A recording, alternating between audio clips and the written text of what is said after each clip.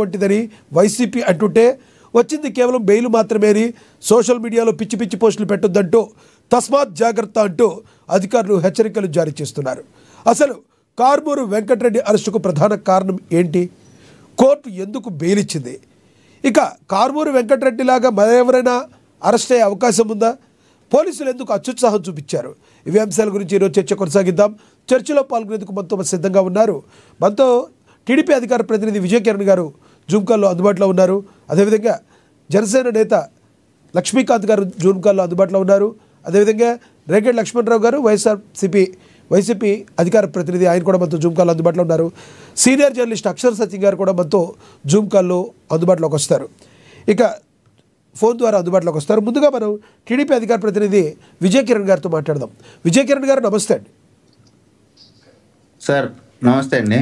విజయ్ కిరణ్ గారు, కార్మూరు వెంకటరెడ్డి గారు ఎందుకు అరెస్ట్ అయ్యారో నిన్న అనిత గారు మాట్లాడారు, అనిత గారు కూడా చెప్పారు.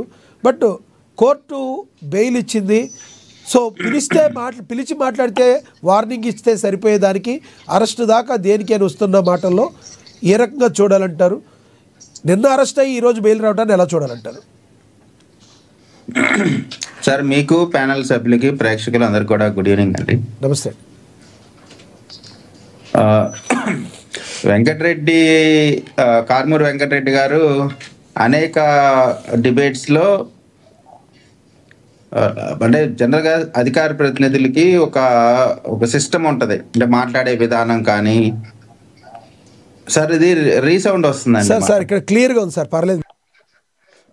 ఓకే, నాకు రీసౌండ్ వస్తుంది. సరే, ఇప్పుడు ఎవరైనా వెంకటరెడ్డి ఎలా మాట్లాడతాడంటే జనరల్గా ఎదుటి వాళ్ళని బాగా రెచ్చగొట్టాలన్నట్టు, లేదా ఉన్న సబ్జెక్ట్ని వేరే వాటిని లింకప్ చేసి ఆయన పర్సనల్ ఇమేజ్ పెరగాలన్నట్టు అనేక సందర్భాల్లో చూసాము. లోకేష్ గారిని కానీ, చంద్రబాబు నాయుడు గారు బెయిల్ వచ్చిన సందర్భంలో కూడా చాలా అనైతికంగా మాట్లాడిన సందర్భాలు చాలా ఉన్నాయి.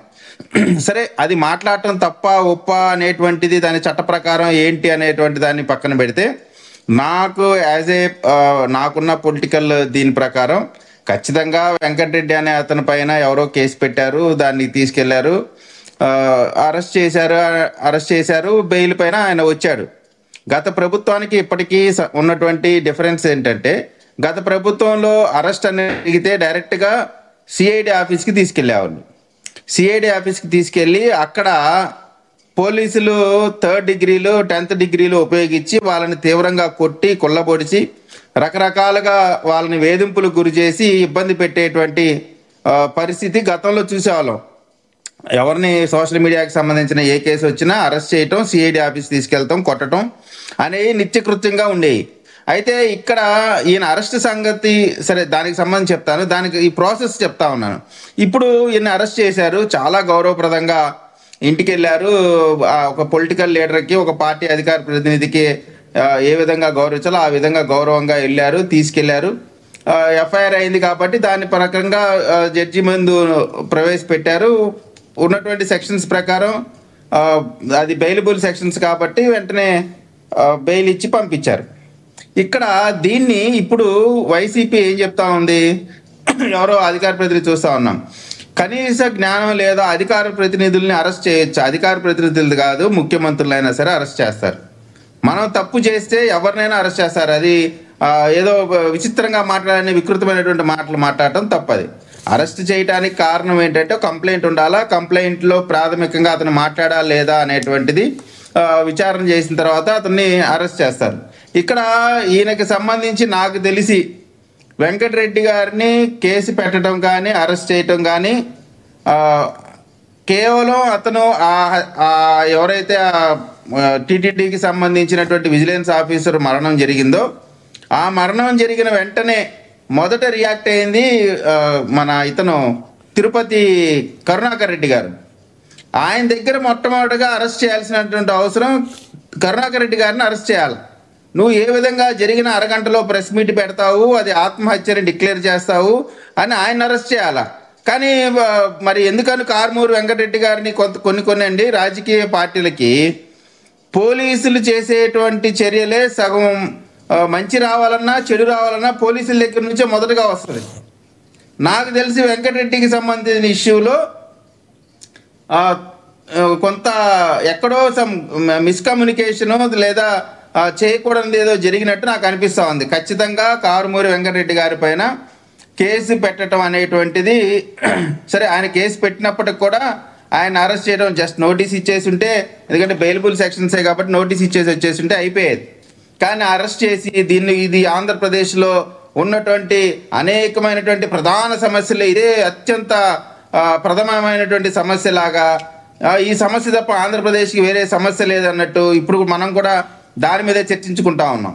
కేవలం దేనికంటే కారుమూరి వెంకటరెడ్డి గారిని ఒక పొలిటికల్గా ఎస్టాబ్లిష్ చేయడానికి మాత్రమే ఉపయోగపడింది తప్ప అంతకు మించి ఏ విధమైనటువంటి ఉపయోగం లేదు యాక్చువల్గా. అయితే పోలీసులు కూడా ఈ వాక్ స్వాతంత్రానికి సంబంధించిన అరెస్టులు కానీ ఇటువంటి వాళ్ళు కొంత లీగల్ సంబంధించినటువంటి సలహాలు తీసుకొని చేయాల్సినటువంటి అవసరం ఉంది. ఎందుకంటే వీళ్ళు పోలీసులు చేసేటువంటి పనుల వల్ల రాజకీయ పార్టీగా ప్రభుత్వంగా ఉన్నటువంటి మేము ఇక్కడ విజయ్ కిరణ్ గారు ఇక్కడ నిన్న హోమ్ మినిస్టర్ గారు మాట్లాడారు. ఒకసారి హోమ్ మినిస్టర్ గారు మాట్లాడింది బయట ఒకటి ఉంది, ప్లే అవుతుంది చూద్దాం. అనిత గారు మాట్లాడింది. ఈరోజు నేనే కాదండి, ఎందుకు భయపడాలి? ఈరోజు నేనే కాదండి, బ్రహ్మిణి గారి గురించి, భువనేశ్వరి గారి గురించి, సునీతమ్మ గురించి ఎంత దారుణమైన కామెంట్స్ అంటే కొన్ని కామెంట్స్ మీకు చూపించలేక నేను ఆగుతున్నాను. కానీ నాకే చాలా అది మామూలుగా కాదు. అక్కడ పడుకున్నారు, ఇక్కడ పడుకున్నారు, ఏంటండి ఆ పదాలు? అలాంటి పదాలను కూడా మేము సహించాలా? మీరే చెప్పండి ఒకసారి. అలాంటి ఎదవలను వదిలేయమంటారా? నేను ఛాలెంజ్ చేసి చెప్తున్నా, ఇలాంటి ఎదవలను మేము పట్టుకొని తీసుకొస్తున్నాం తప్పించి ఈరోజు గవర్నమెంట్ మీద ఏదో తప్పుడు వ్యాఖ్య రాశారనో వాళ్ళ గురించి మేము ఎప్పుడు మాట్లాడలే. ప్రజాస్వామ్యబద్ధంగా మేము ఎదుర్కొంటాం. ఆ ధైర్యం మాకుంది, ఆ దమ్ము మాకుంది. నువ్వు ఏదైనా చేతనైతే, నువ్వు చేయగలిగితే ఎస్, ఈరోజు మేము చేస్తున్న వాటి మీద నువ్వేమైనా విమర్శించాలనుకుంటే విమర్శించు.